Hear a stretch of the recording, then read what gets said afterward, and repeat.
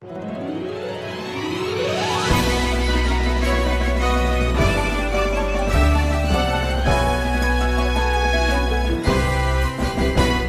pengawas pemilihan umum, mengabdi untuk negara dan berjiwa Pancasila, bertugas untuk mengawal demokrasi bangsa Indonesia. Berdasar undang-undang kami pun berdiri, wujudkan harapan reformasi. Assalamualaikum warahmatullahi wabarakatuh. Bismillahirrahmanirrahim. Alhamdulillahirabbil wa bihi nasta'in ala umuri din. Wassalatu wassalamu ala asyrafil mursalin sayyidina wa maulana Muhammadin wa ala alihi wa sahbihi ajma'in, amma ba'du. Yang Allah hormati Bapak Ibu pengawas kelurahan desa atau pengawas pemilu kecamatan dimanapun Anda berada. Pada kali ini saya akan berbagi tentang tata cara pengisian form ADP 4 dan form ADP 5. Adapun form ADP 4 itu berkenaan dengan pengawasan, pengumuman dan pencermatan DPS. Sedangkan pada form ADP 5, pengawasan daftar pemilih hasil perbaikan dan rekapitulasi daftar pemilih sementara hasil perbaikan. Seiring berjalan waktu, kita sudah masuk pada tahapan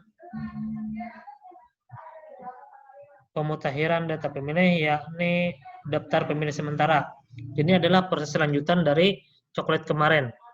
Nah, kita sebagai pengawas kelurahan desa atau pengawas kecamatan bertugas melakukan pencermatan terhadap DPS tersebut untuk memastikan bahwa hasil coklat dan pleno yang kemarin kita lakukan sama dengan DPS yang ditempelkan oleh BPS atau yang berada di desa Bapak Ibu masing-masing. Biasanya penempelan itu yang paling utama ialah di kantor desa, kemudian di tempat-tempat yang mudah diakses oleh masyarakat, misalnya di pos kamling atau di warung-warung. Itu terserah, yang penting penyandang disabilitas bisa mengakses dan melihat dari daftar pemilih yang ada di DPS tersebut, sehingga dia memastikan bahwa dirinya masuk daftar pemilih. Saya akan berbagi tentang tata cara pengisian form ADP 4.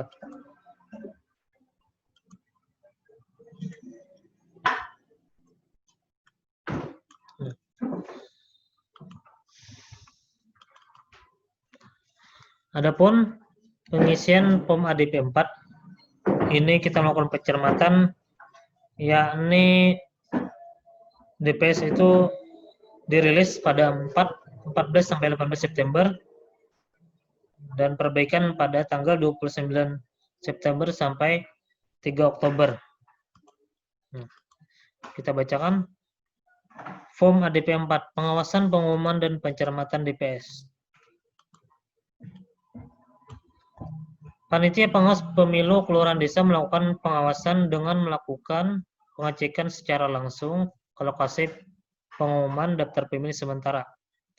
Panitia pengawas pemilu kelurahan desa harus memastikan DPS yang diumumkan di kantor desa atau kelurahan atau sebutan lain, di sekretariat atau balai desa, RT RW dan atau tempat strategis lainnya yang mudah diakses oleh masyarakat,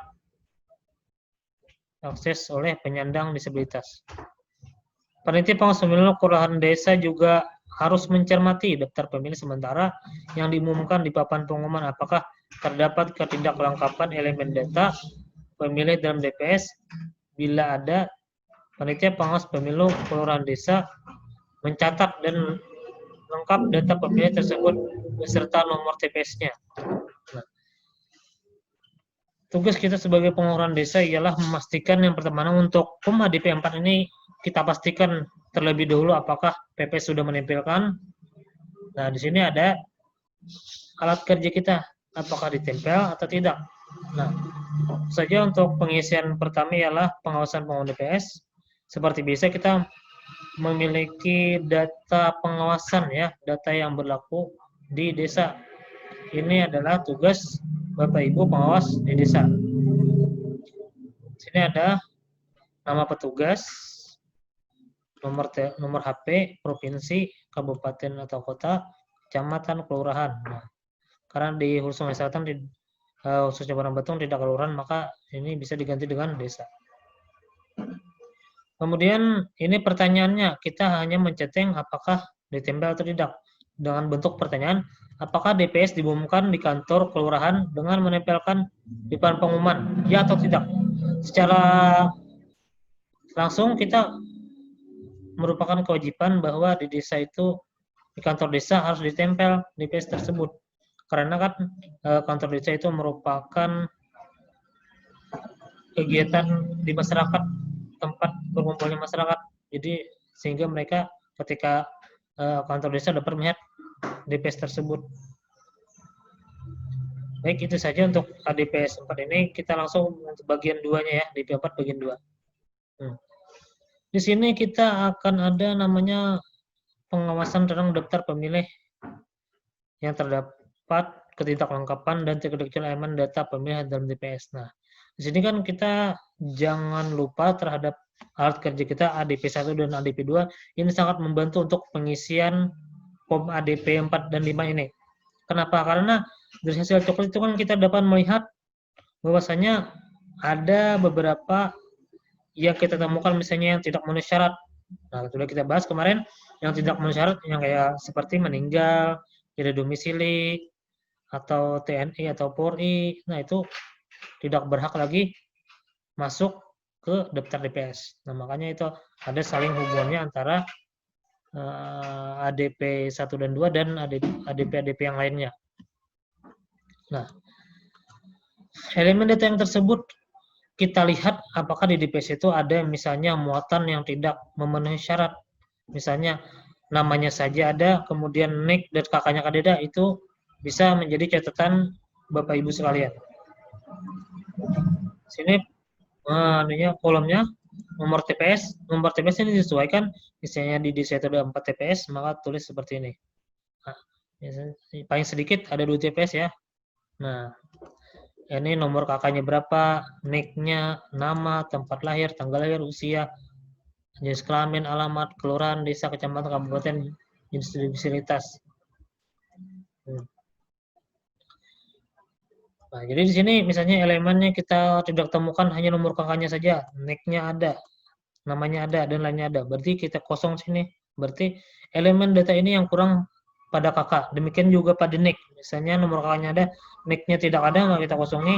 Nah, itu menjadi bahan kita ketika kita pleno di desa. Kenapa hal tersebut? Jangan-jangan ini adalah manipulasi data oleh PPS. Maka tugas kita memastikan bahwa pemilih itu benar-benar layak atau terdapat pada DPS tersebut. Kemudian, panitia pengawas pemilu kelurahan desa harus mendapatkan soft copy dan hard copy dokumen pendukung dalam melakukan pengawasan daftar pemilih sementara. Dokumen ini dapat oleh panitia pengawas pemilu kelurahan desa dengan Bureau Desa dan PPS daftar pemilih sampel A1 KWK. Nah, jadi kalian akan mendapatkan salinan soft copy itu berupa file dan hard copy itu berupa print out ya. Kemudian temuan lainnya, nah ini kita buat saja sih. Misalnya kita menemukan bahwa di desa itu ada kembali ditemukan orang yang baru berdomisili di tempat tersebut, di tempat desa Bapak Ibu. Nah, sehingga kita harus memuat di sini nama NIK-nya untuk kita ajukan sebagai daftar pemilih. Biasanya di desa-desa itu kan biasanya ada yang baru menikah atau pindah domisili tersebut. Otomatis mereka karena alamatnya sudah pindah domisili Bapak Ibu sekalian, maka dia berhak memilih tersebut karena dia mempunyai kependudukan atau domisili di daerah Bapak Ibu, maka dia harus menjadi acuan temuan yang untuk direkomendasikan untuk dimasukkan ke daftar DPS.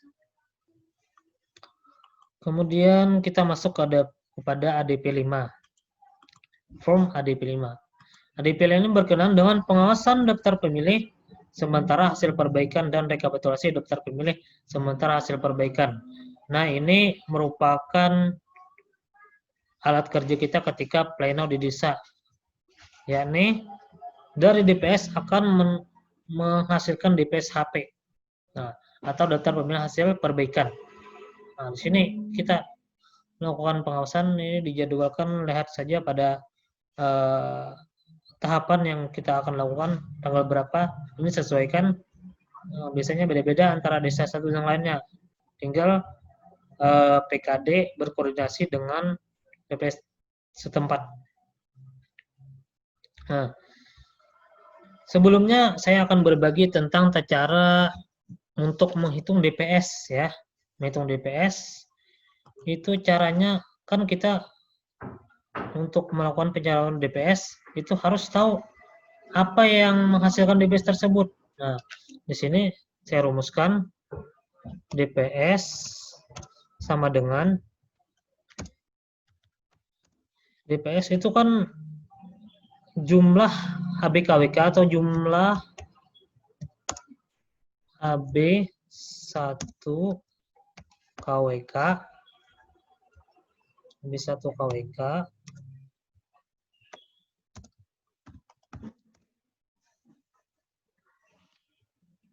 HB1 KWK ya, 1 KWK ditambah jumlah pemilih baru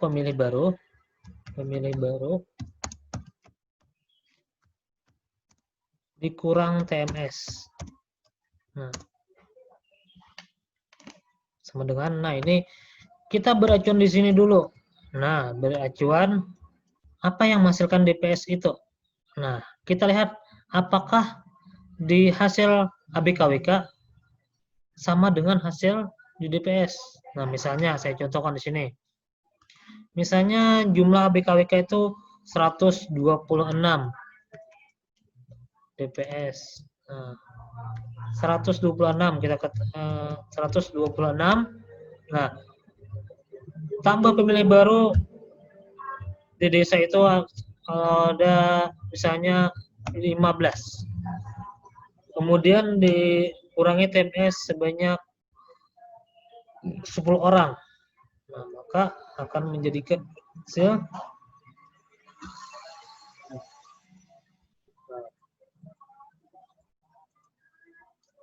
Nah, kita ulang 126. Kemudian yang pemilih baru 15 orang, yang meninggal 10.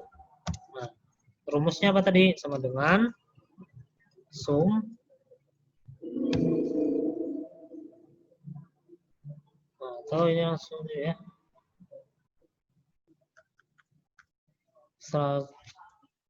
126 tambah tambah ini kurang ini. Berarti jumlah DPS yang ditemukan 131 karena kan 126 tambah 15 kurang 10 sama dengan 131. Oke. Nah, kembali ya.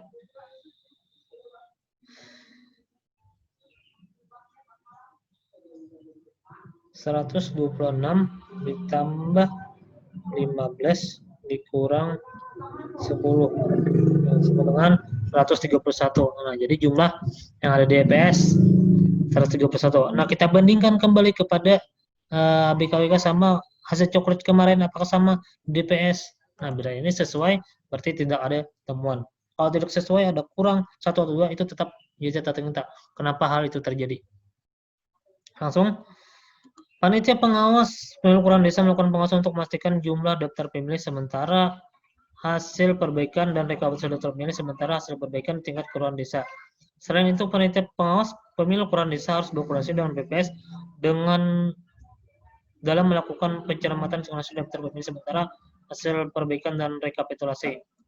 Pengawasan daftar pemilih sementara, tanggapan masyarakat terhadap DPS. Nah, seperti biasa kita muat sini data pribadi pengawas kelurahan desa, memuat nama pengawas, nomor HP, kelurahan atau desa, kecamatan, kabupaten, kota, provinsi.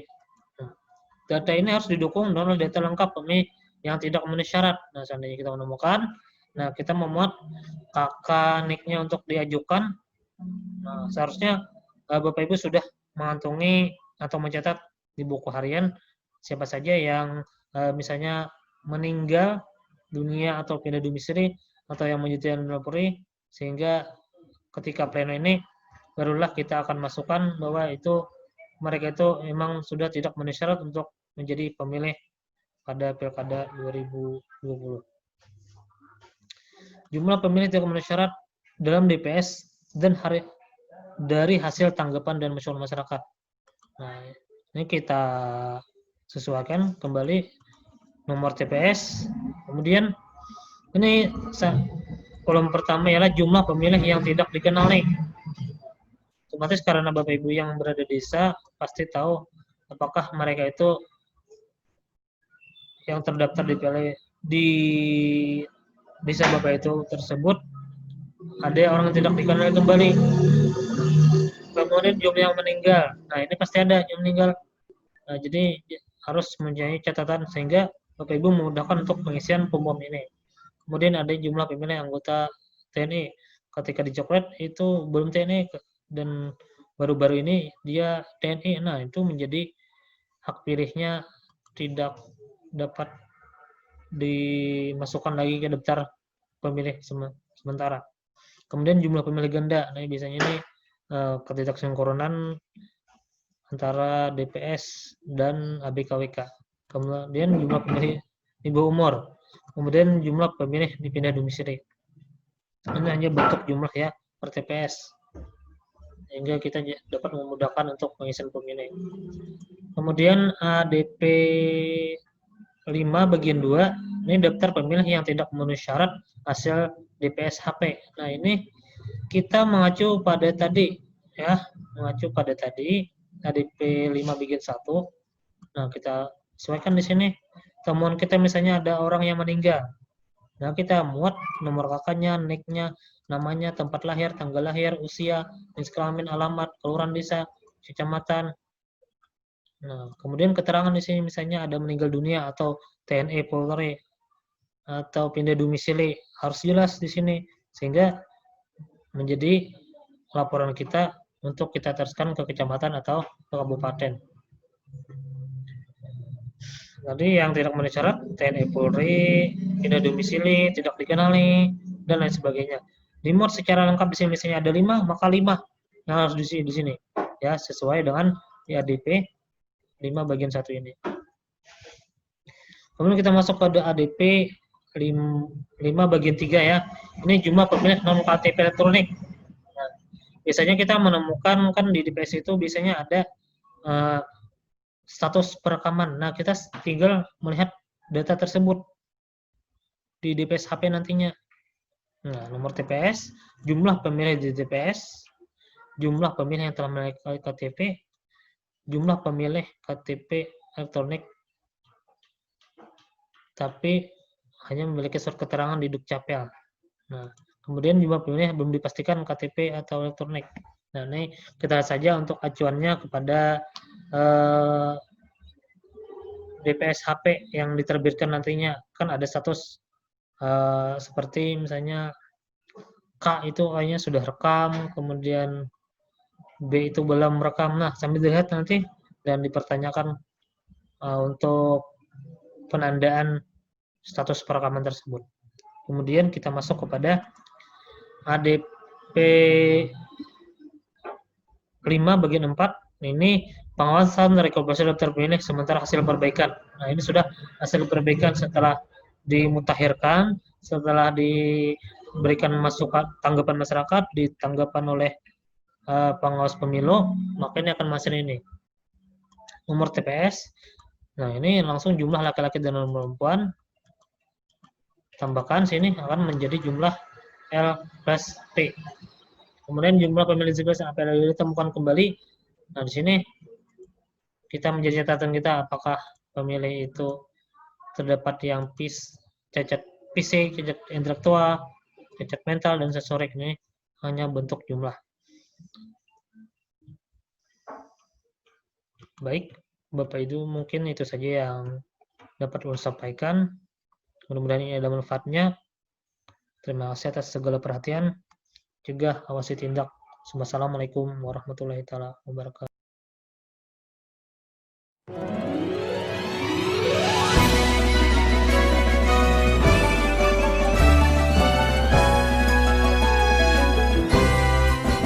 Kami pengawas pemilihan umum, mengabdi untuk negara dan berjiwa Pancasila, bertugas untuk mengawal demokrasi bangsa Indonesia.